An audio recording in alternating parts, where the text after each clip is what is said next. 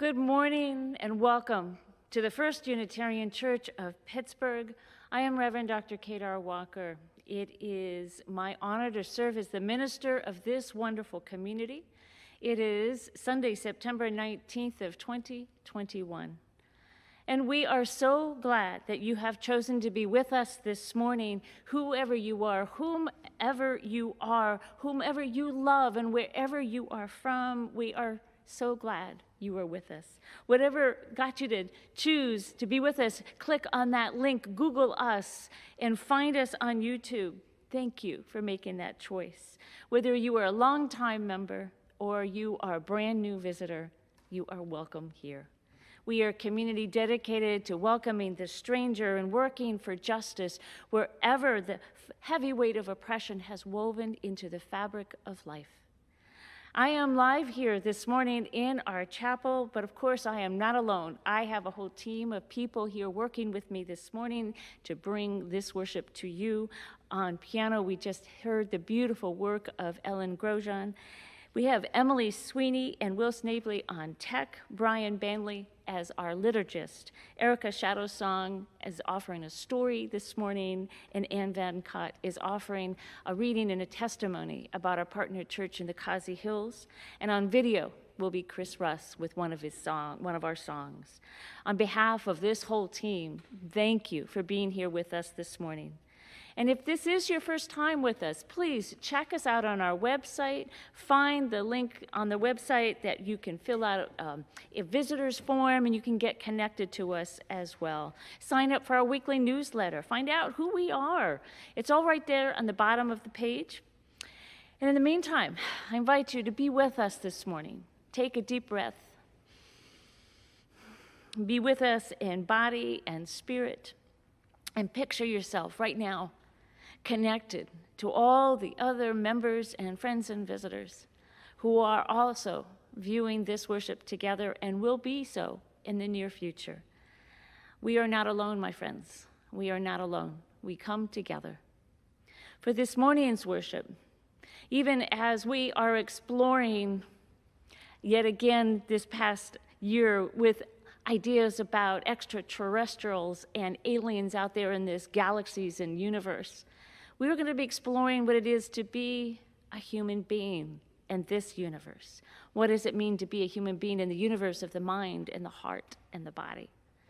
So I am inviting that the light of this chalice be a source of inspiration for you, for the light of truth and the flame of love in our hearts as we explore what it is to be a human being on our journey as we search out into this universe. Welcome. Welcome to you all. We start with our opening hymn.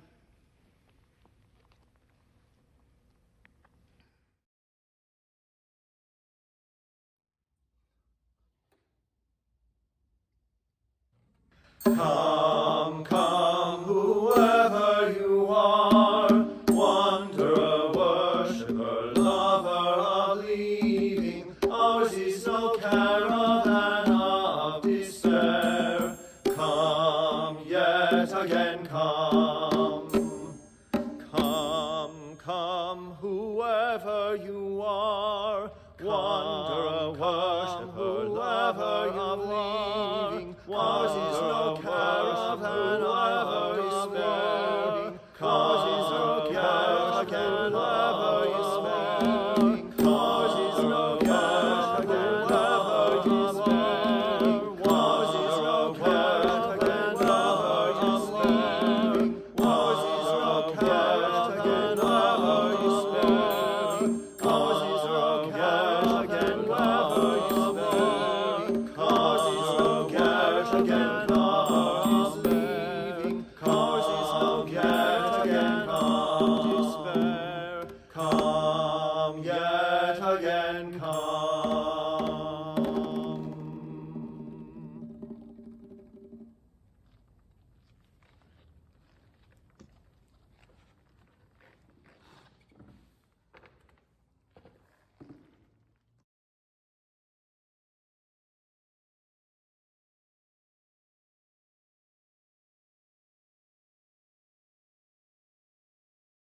Good morning. I'm excited to tell you a story from the Khasi Hills, a folktale. Like many folktales, some of our oldest stories like to explain the things that we have observed in the world around us. This story is called The Lazy Turtle. There was a turtle a long time ago who really loved to just relax. She loved to just live in luxury. She didn't really do any housekeeping. She didn't really do a lot of work. She hardly ever moved around at all. She just liked to sit in the breeze and watch the seasons around her. But the one time that she would exert herself was when the stars would come out at night. She liked to swim in the pond that was near her and swim circles around each of the stars reflecting in the pond, and she would do that for hours. Well, there was one star in the sky, the evening star, who noticed that she was doing this. And he became very flattered, and he said, "Oh, this turtle must love me. Look how she swims around my reflection in the pond." And he just became so enamored with the idea that this turtle appreciated him and all his fellow stars so much that he finally decided that he would come down and offer to marry her. And he figured, anybody who loves me this much and admires me this much would be happy to have me as a husband. So the evening star came down, and he brought with him all of his wealth and all of his own luxury and all of his belongings. And he showed up to the turtle and proposed to her, and she accepted. And at first, it seemed like it would be very harmonious. But like sometimes happens, it turned out that they didn't know each other as well as they thought they did. And she thought that he was a little too busy and he was too full of himself. And he thought that she was too lazy and that she didn't do any work and she didn't appreciate him enough. They tried to make it work for months and months, but eventually he got so tired of how lazy that he felt this turtle was that he decided to leave. And as he went up into the sky, the turtle realized how much she missed him and thought that maybe she had made a big mistake. So she would watch up in the sky and walk around, and she still swam in the pond around circles around the reflections of the stars, and that's why the turtle's head goes up like this, looking up to see the evening star to see if he will come back down. But he never has. And that is why the turtle raises its head up to the sky.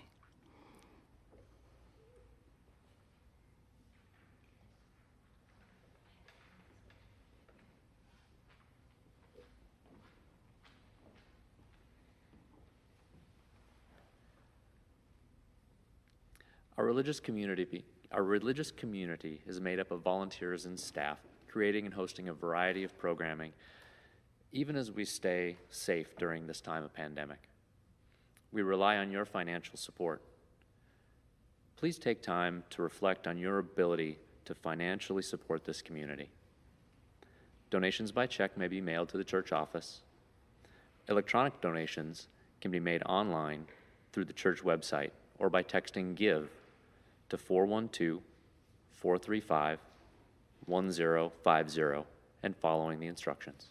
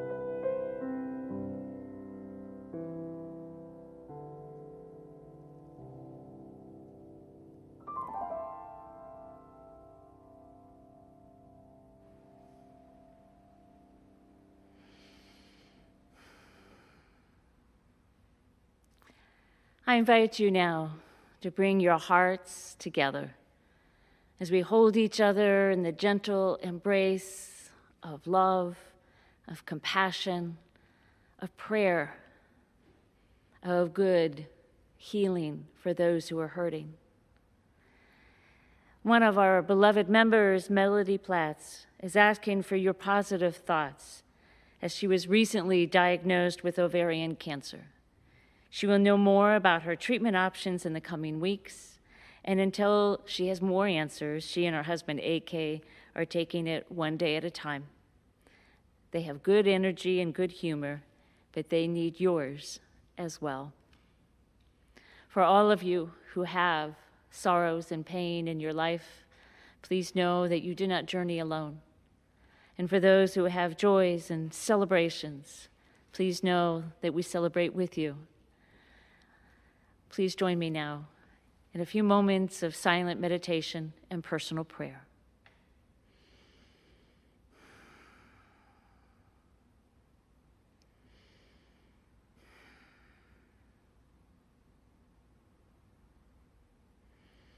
Spirit of life and love, fill our hearts with your presence. Give us energy and sustenance when we find that our energy is ebbing too low. Fill our joints and our muscles and our minds with the source of life. Spirit of justice, remind us to be present in our words and our deeds. Remind us of what compels us to make this a beautiful and more precious, more egalitarian, and more beautiful world for all people. Beautiful planet, guide us and hold us even as we struggle to protect you. Help us be grounded with your root systems. Help us reach up into the skies, into the clouds and the mountaintops. Remind us of all that is precious and most sacred in this world. Spirit of life and love, Spirit of the Holy Spirit of justice and the earth, be with us now. Spirit of God of many names throughout the ages, we call upon you from our deepest sorrows and from our greatest joys and celebrations. Blessed be, and amen.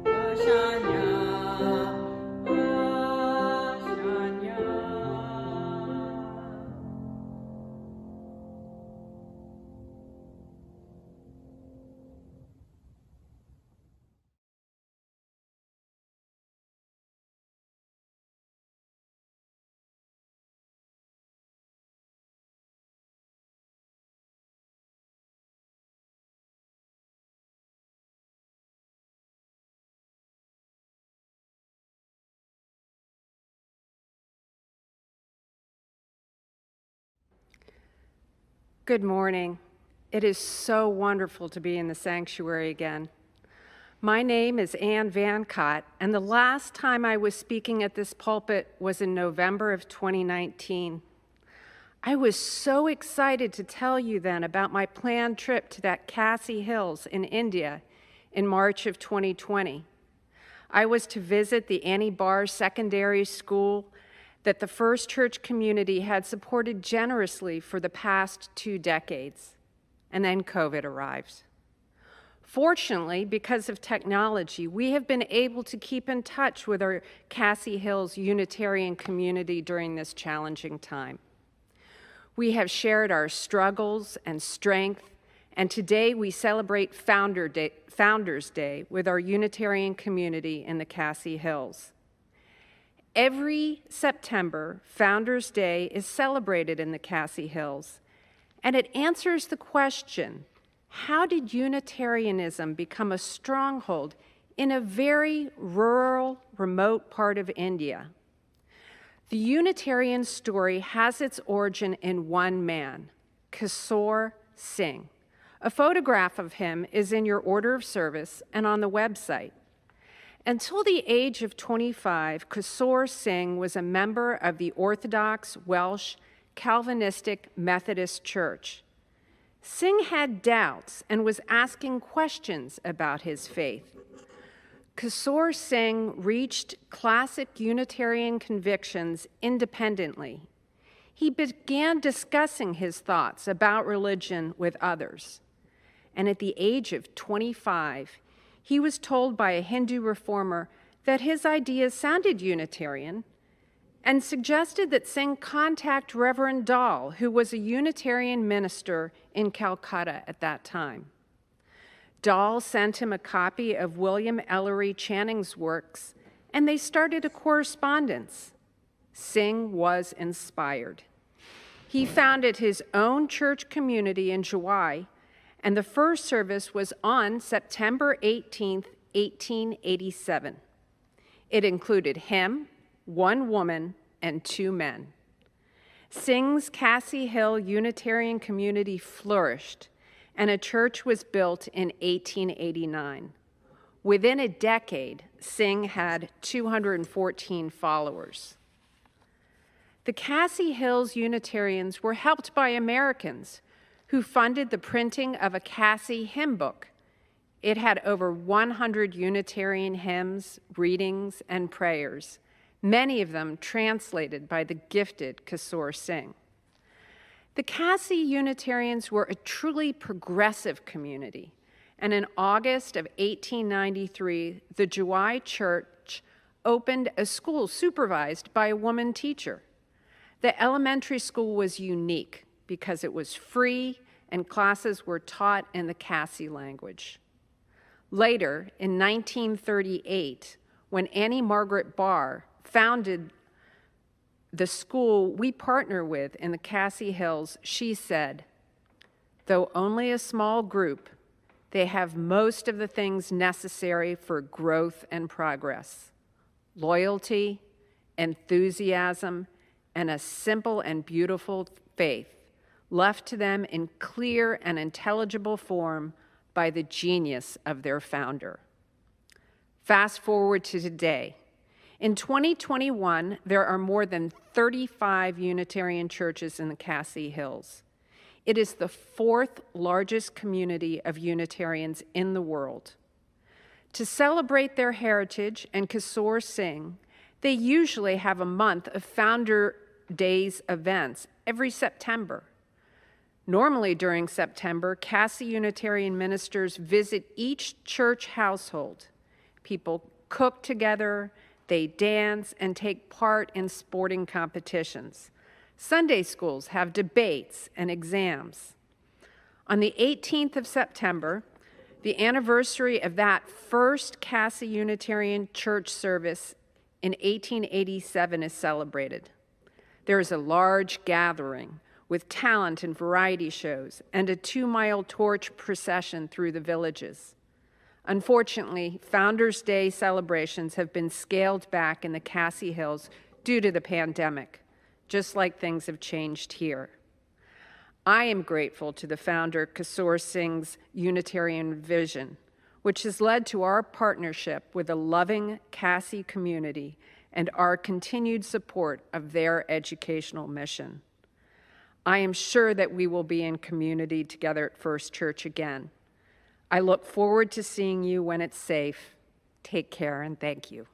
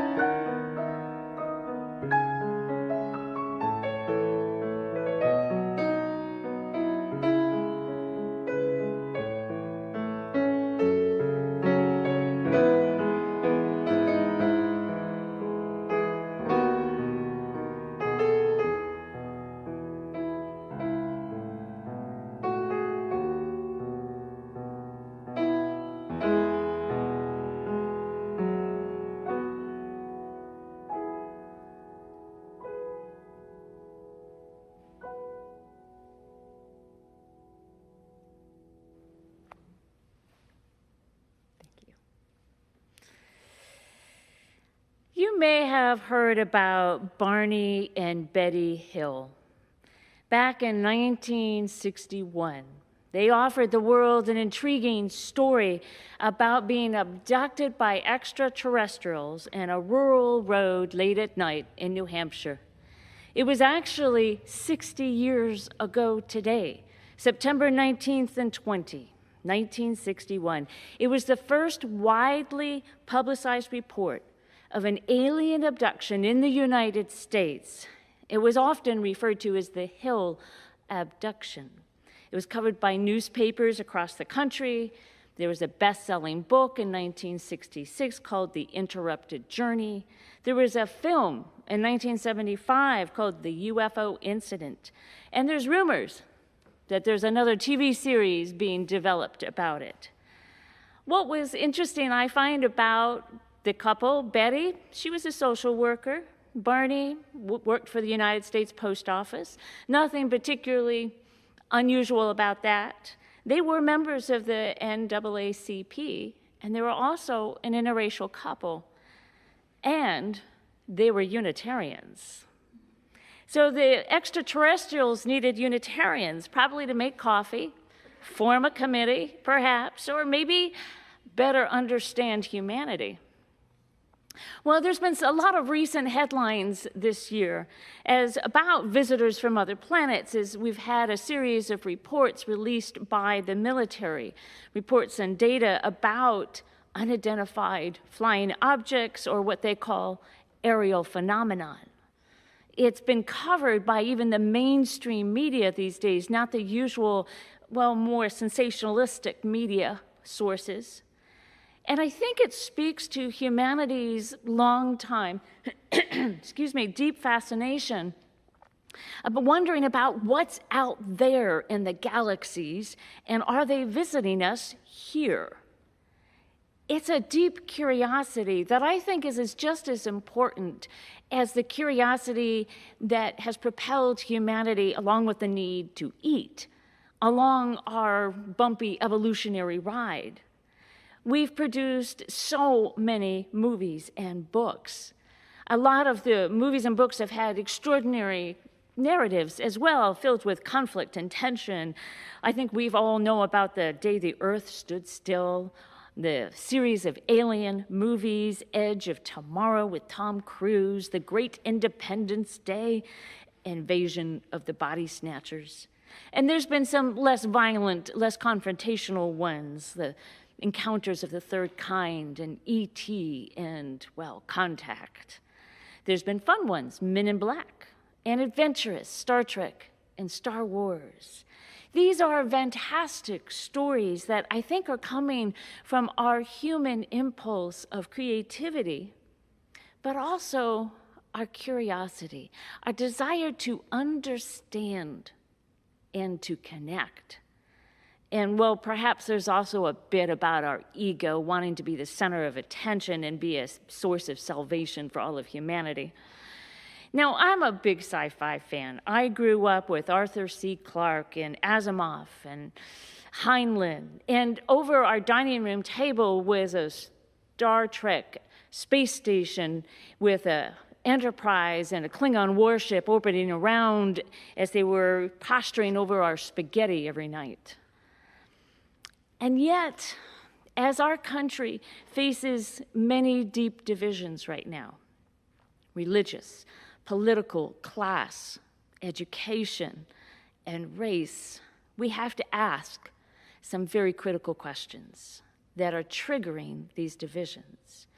And particularly as the United States is facing waves of what some are calling aliens, but they're not from another planet, they're from another country, refugees, migrants. How we welcome them, how we house them, how we feed and support. And it begins with our quest to understand and our need to feel connected to them as fellow human beings, not aliens. Now, I'm not one of those people that gripes about funding NASA while there's large portions of humanity that are starving. I'm all for funding NASA. In fact, even more. I'm all for letting private industry explore outer space. That's great. But it's so important to bring to that exploration the best of who we are as human beings.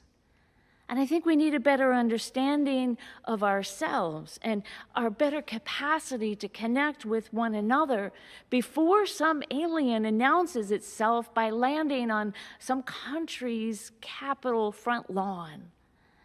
If we're going to explore our universe, we need to explore the inner self and learn to get along a little bit better with the current occupants of this planet. So let's take a look at those quote-unquote aliens that are already on this planet. The Journal of Refugees in September of 2019 said that on average, 20 people were driven from their homes every minute. That's one every 3 seconds. That's less time than it took to just read that sentence. Refugees, of course, we know are fleeing war, poverty, crime, climate crisis. We know there have some laws in protecting them, international laws, and we have the United Nations that have significant and massive programming, but all of which are coping with significant crises, including the latest wave of migrants and refugees from Afghanistan.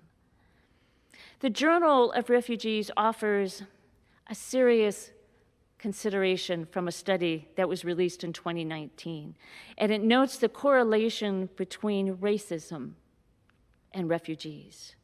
That certain groups of people see the refugees as aliens, outsiders, otherworldly, not belonging. The demographics of this group, according to the study, that has negative attitudes are male, religious, nationally identified, politically conservative, tend to be less educated than the median of the country. Their ideological factors include increase in right-wing authoritarianism and an orientation towards social dominance. I think for a lot of us, this may not be news, particularly to the progressives in our own biases, but it does give weight to two takeaways that I offer. First, we shouldn't let this particular demographic into policy making and law creation or enforcement over taking care of our refugees. Not a good match for that job. But second, it would help if we develop a deeper understanding and connection with religious, nationalistic, conservative, less educated men with a penchant for authoritarianism. Can we understand and connect enough to change the minds and hearts of this group who have such negativity toward refugees? It's a great question. I'm so glad you asked, particularly if you know you're going to be sitting next to that particular demographic at your Thanksgiving table, or maybe you live next to someone in that demographic or a coworker. Well, what I found was another study that came from the University of Pennsylvania in 2018. And this actually raised my concern, but gave me some insight into our path. And this study, it said, it's not about disliking particular groups of people. It's about dehumanizing them. It is in the eyes of the beholder, apparently, that for some, it is perfectly reasonable, for example, to separate parents and children at the border, because that's an effort to help the children from parents who are engaged in illegal activity. It is a cold, rational decision in that particular mindset. It's a necessary form of paternalism. And it's not about disliking them. It's about not seeing them as fully human. Dehumanization. I know it leads to increased aggressiveness, torture, abuse, and deplorable conditions in refugee camps. It edges us toward ignoring our laws and compromising our policies. It means ignoring our moral and ethical implications and considerations. So to help understand and connect with those who have this sort of strong prejudice against refugees based on dehumanization, and frankly, it's not that big of a leap to target other marginalized groups, we really need to reveal their humanity. There's been some efforts toward something like this with intergroup conflict. For example, bringing Palestinians and Israelis together, but that effort has been mostly targeted at getting them just to like each other. But this study indicates that that's not enough. They have to see each other as fully human. So here's the path forward. To create the potential for transformation and change in our country and on this planet, we need to understand what makes people tick and invite each other into deeper connection. With that, you get to hear about the experiences of tears and laughter, the celebrations, the grief, the mundane and the profane moments of life. We get to explore and understand what motivates people to leave their country, their fears, their ambiguities, their strengths. You find the commonalities of being a human being on a human journey filled with both grief and joy. We create understanding and connection, and this is not about moral ambiguity. This is not about ethical fudging. Let's be clear about that. It's about deeper understanding, but we still have clear guideposts for our moral and ethical goals. As Unitarian Universalists, our first principle is very clear: inherent worth and dignity of every person. We believe in the inherent worth and dignity of every person. This comes from a long thread of theological understanding about the sacredness of everyone. And it For in those who do not know or understand, we still have to believe and treat them with inherent worth and dignity. Now, as an aside, should extraterrestrials decide to actually start showing themselves in more public ways, Unitarian Universalists might have to amend our first principle because it doesn't specify persons. But we'll leave that for another committee. We are really compelled morally to treat each other with a deeper commitment to understanding them and to invite them into our hearts with more connection. But how do we rise to that high mark? How do we keep rising up when we're exhausted, feeling traumatized, when we're fed up, anxious, fearful, and numb? We look to others. We remember that we do not have to carry this alone. Today, we're honoring and celebrating this church's partnership with Unitarians in the Khasi Hills of India. Now, I benefited from a trip to India in 2015 because of my previous church in Mount Vernon. Also had a partner church there in the tiny village of Malat.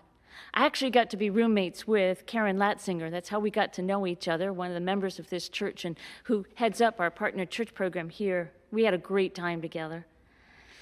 But when Karen and I were there, we were exposed to such an incredible understanding and deeper connection with the hospitality and generosity that was shared with us, the genuine acceptance of differences as well as commonalities, the genuine love, and their capacity for resilience in the face of continued oppression. See, the Khasi people in that region of India are of a tribal nature. They're a different migratory pattern and have a different ethnic lineage compared to the rest of the continent of India. They are very different in many ways. They have different languages, they have different cultures. For example, they're matrilineal. So it's not a surprise that the Khasi people experience prejudice from the majority population. And for many of them are not Hindu, for example. They have tribalistic beliefs. And then our Unitarian friends, they're not only not of the same Khasi beliefs, but they're not even Christian, which people understand. There's a long history of mission work in that part of India. So our Unitarian friends in the Khasi Hills experience multiple layers of oppression and prejudice. Something similar is with our Unitarian friends in Transylvania, where I've had the benefit of visiting on 2 different trips. Our Unitarian friends are ethnically Hungarian, living in Romania.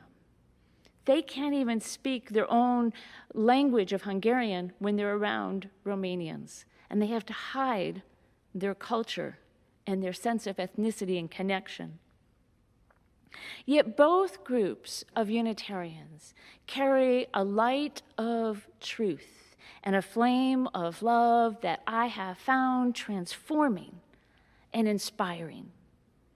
I'm going to share a story that I've adapted from Janine Grossmeyer that takes place in the Transylvania Hills. There was a group of Unitarians living in the Transylvania Hills on the Romania, sometimes Hungary, sometimes Romania. It switched back and forth. You got to watch that. But they were Hungarian, proud of that. But they were also proud of their faith.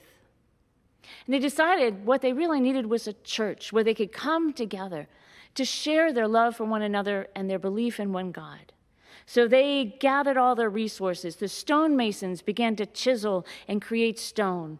And the woodsmiths began to cut down trees and build big trestles and forms of their church. And all the smiths began to forge all of the beautiful lamp iron posts that would go up and down the aisles. And the carpenters made pews and doors. They brought in a big bell from another part of the country to hang in their belfry. They hung front doors, and they were then painted all of the interior and the exterior with bright and beautiful colors and patterns of the Hungarian heritage. And all of the fabric makers began to weave beautiful hangings, and they brought in their songs and their music. They worked long and they worked hard. And when they were finally done, it was the end of the day. And they decided they would go home for a meal and clean up, and then return in the evening for their prayer. Well, one father and one daughter had brought their meal along with them, so they sat on the hillside, and they looked at their beautiful new church and how proud they were of it, and they smiled. And the daughter, Zora, as she ate her sandwich, said to her father, "But Father, it's so dark. Where is the light? How will people see where the church is? How will they be able to see each other when they're inside?" And the father said, "Do not worry, Zora, that the people will bring their light to this community." And so he went and rang the bell, and the people came from the hillside and back up to the church, bringing their lamps from home. And they were hung up and down the rows and the aisles. And Zora understood that the people bring their light to their community. And they sang songs and they prayed together. And she turned to her father as people were beginning to leave and head home. She said, people not only bring their light to church, but they bring the community light back home into the world with them. She was so proud at that moment and carried her family's light high as they headed home, and they hung it in their own hook. And as she was being put to bed, she said, "But Mom, there's only one in our home. What happens for my brothers and my sisters and any children? What happens to the future and the light?" And her mother said, "You will share it. We will share it with our grandchildren and our great-grandchildren." And so she did. As Zora grew up, she made more lights for her children, and those children made more lights, and the lights grew from generation to generation. The light of truth and the flame of love grew throughout the Transylvania hills. As American Unitarian Universalists, I think it helps us so much to look to other Unitarians and all over the world, whether it be the Khasi Hills or Transylvania or the Philippines or Canada or Mexico. They offer us the light of truth and the flame of love, that depth of understanding and connection when our own light grows dim.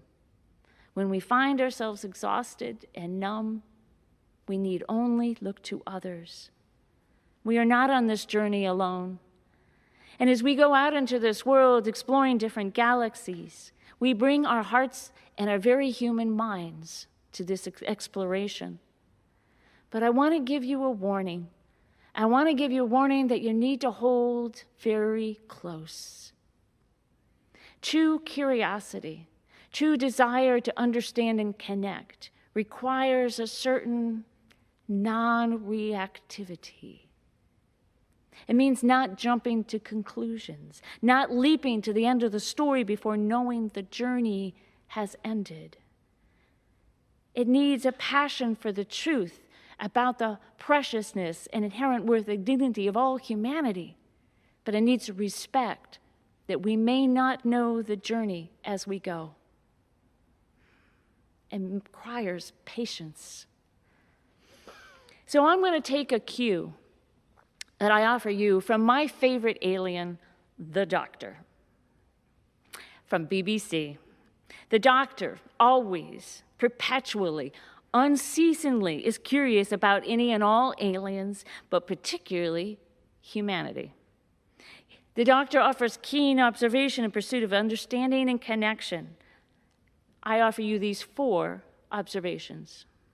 There's always something to look at if you open your eyes. You can't rule the world in hiding. You've got to come out on the balcony sometimes and wave a tentacle. To the rational mind, nothing is inexplicable, only unexplained. That may be my favorite. But finally, always bring a banana to the party. May we all remember the light of understanding and truth in our own hearts and the flame of love in our own bodies and share them with others and seek those. The world needs to hear our message about the depth and breadth of the human experience, about inherent worth and dignity of all persons. May we connect with one another with this truth in our hearts. Blessed be, and amen.